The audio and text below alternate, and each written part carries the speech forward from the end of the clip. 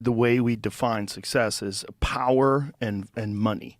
Like those are like, you look how successful they are. Yeah. Power and money, but a complete absence of love and trust and respect and it's basic human dignity. Well, it's also not really how people operate. So there's an anthropological literature on the formation of elders in say traditional societies, because you might ask yourself, who becomes an elder? And if you were a Marxist cynic, you'd say, well, those who used exploitation to dominate, like the priestly class or something like that. And that goes along with the supposition that, religion is the opiate of the masses. And some of that's obviously true, but a lot of it isn't. The elders aren't that at all.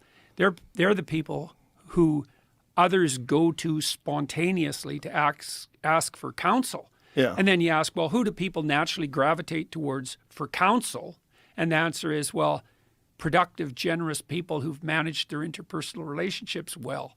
Because who the hell else would you go ask for advice if you had any sense? Like you might go ask the local dictator and kowtow to him if you need a favor to take somebody out. But if you're actually asking for counsel, you're going to ask someone who's decent and who's generous and who plays a reciprocal game. And it's also the case, this is worth knowing too, the problem with a power game is that it's not playable, not in the final analysis. So Frans de Waal, the Dutch primatologist, has showed even pretty clearly in chimpanzees, you think the roughest, toughest chimpanzee rules the damn roost and he pounds everybody flat and he gets access to the females. And there's a little bit of truth to that because female chimps aren't sexually choosy, but the male chimps will chase weaker males away from them. And so if you are more powerful physically as a male chimp, you do have preferential mating access. But the problem with being a brute, even if you're a chimp, is that you have an off day and two of the chimps that you oppressed band together and tear you into pieces. And so what de Waal found was that in chimp troops, the stable alpha can sometimes even be the smallest male of the troop. He'll ally himself with some of the dominant females and makes networks that are essentially friendships, reciprocal friendships.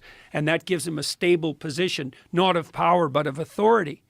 And that's definitely the case in functional human societies. It's not based on power. Now, it's tricky because if it degenerates, then it degenerates into a relationship of power. And so that means the critics who make the claim that everything's about power are right in some sense when they're talking about nothing but corruption, but they're really 100% seriously wrong about the idea that it's power relation that constitutes the basis for the organization of any social interaction. It doesn't work in your marriage, doesn't work with your friends, doesn't work with your children, doesn't work with your business partners, doesn't work with your customers. It doesn't work with politicians, although here's another twist that's complicated. So imagine you have a population of people who basically cooperate reciprocally. So, I do you a favor, you do me one, and maybe we figure out how to advance each other across time. That's a good game, right? Fair trade plus advancement. That's a good definition for a good marriage. Okay, but now you have a community of people like that together.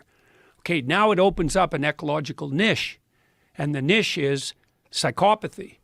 And the psychopath comes in and pretends that he's a productive, generous reciprocator, but he's not. He's just an instrumental manipulator.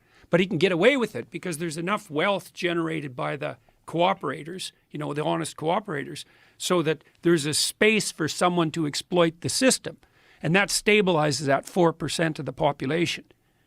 So, across the world, 4% of people are close enough to clinically diagnosable psychopaths. And that's probably better than being, paralyzed by fear and anxiety and just staying in your bed. It's better in terms of reproductive success, let's say, and maybe even success in general. But it's not a good game because in the real world, most psychopaths get found out pretty quickly. So, you can screw somebody once and maybe twice, but then they figure it out and then word gets around. And so in the real world, two things happen. Psychopaths have to be itinerant so they can find new people to exploit. And the other thing that happens is generally non-psychopathic males who are fairly aggressive keep the psychopaths under control. So part of the reason that women like men who have some capacity for aggression, but who are still productive and reciprocal, is that men who are productive and reciprocal, who have some capacity for aggression, can keep the real monsters at bay. So it's hard on women, because they have to navigate that really thin line between productive generosity and the capacity for aggression. That's a really tough thing to navigate. That's basically the story of Beauty and the Beast, the Disney movie, right? Because Gaston is a narcissistic psychopath. And the Beast is someone capable of aggression, but he's not tamed into a reciprocal relationship. It's also the basis of the most fundamental female pornographic fantasy. And the Google guys figured that out, 15 years ago when they analyzed billions of sex fantasy searches by men and women. Men go for visual imagery, but women go for story. And the story is the same. It's, innocent young woman with a lot to offer, but kind of hidden, finds some male, 5 categories of men: vampire, werewolf, pirate, surgeon, billionaire. And he's, kind of an aggressive guy, but he's capable of being tamed into an intimate relationship. That's the standard female pornographic fantasy. And it's pretty much the standard fantasy of romance.